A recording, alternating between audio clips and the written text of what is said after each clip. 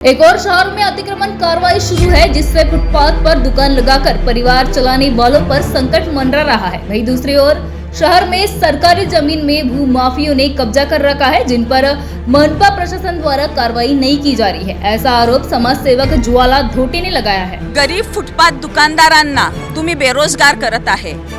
हातावर कमावणं आणि पानावर खाणं अशी त्यांची परिस्थिती आहे।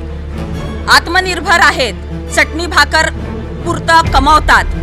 शहरात मोठमोठ्या भूमाफियांनी शासकीय जमिनीवर कब्जे केलेले आहेत। काचीपुरा, बजाज नगरसह पंजाबराव कृषी विद्यापीठची जागा मोठमोठ्या भूमाफियांनी पांढऱ्या पेशीवाल्या नेत्या मंडळींनी त्याच्यावर कब्जा केलेला आहे। तिथे एनएमसी कारवाई करत नाही। फुटाळ्याची जागा, फुटाळ्याच्या जागेला लागून, तलावाला लागून भूमाफियांनी 7 एकर जमिनीवर कब्जा करून ठेवलेला आहे।